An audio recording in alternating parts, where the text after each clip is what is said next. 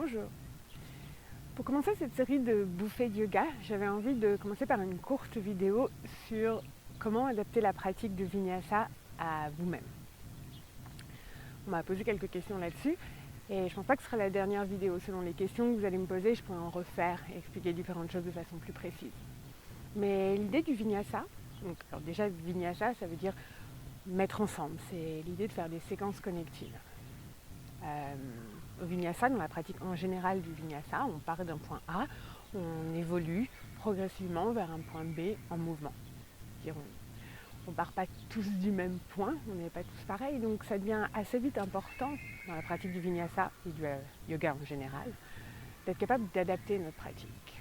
Donc on apprend à s'observer, on apprend à s'écouter et on développe cette forme de sagesse qui nous permet d'adapter la pratique selon les jours, selon les périodes, même selon les heures.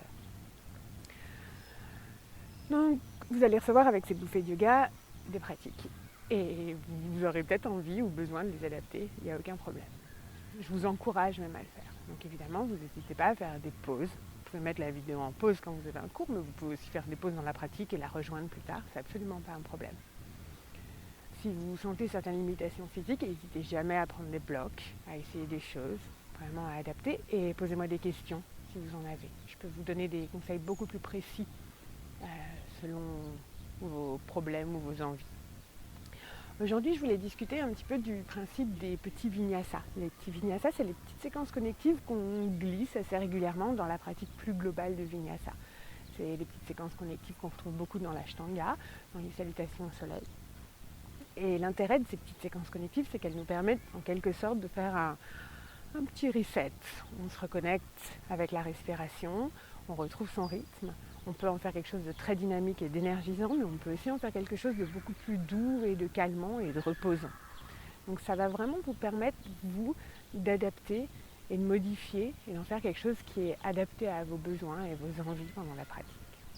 Le classique des vinyasas, des petites séquences, c'est de partir de chien tête en bas, de prendre une inspiration en planche et expirer dans Chaturanga. Vous avez évidemment le droit de poser les genoux, d'inspirer dans un cobra ou un chien tête en haut et d'expirer dans un chien tête en bas. Ça c'est le classique, c'est celui qui a été décrit par Krishnamacharya et qui est utilisé de façon la plus commune en général. Mais vous pouvez complètement l'adapter, vous pouvez le changer, le modifier, vous pouvez inventer vos propres vinyasas. Donc je vous montre vos possibilités ici.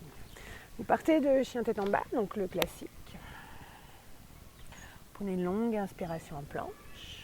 Longue parce qu'on se reconnecte à notre rythme ici. On expire genou au sol ou genou levé, Chaturanga.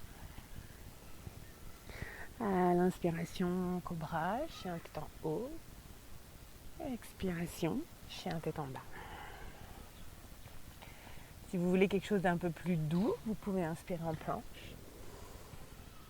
Expire, genou au sol. On vient par exemple dans la posture de l'enfant.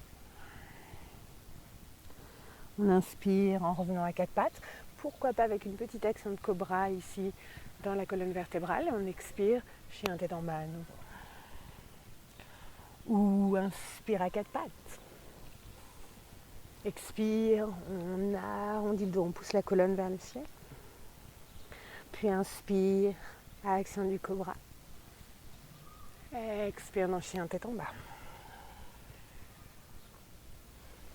Donc vous avez, si vous voulez suivre exactement le rythme de la pratique et que j'utilise 2 respirations complètes, vous avez 2 respirations complètes pour bouger. Vous pouvez aussi vous installer dans la posture de l'enfant et rester avec moins de mouvement. Voilà, j'utiliserai pas forcément tout le temps ce vinyasa-là et ces 2 respirations-là. Parfois certains vinyasas peuvent être plus longs et on peut les modifier, donc on risque d'en explorer des différents. Mais n'hésitez pas à utiliser ces petites périodes pour faire des pauses ou pour adapter la pratique à vous-même. Ça c'était pour la première vidéo. On en refera, je vais répondre à vos questions au fur et à mesure si vous en avez, donc n'hésitez pas à m'envoyer un email, je suis là pour ça. Et je vous dis à tout bientôt. Namaste.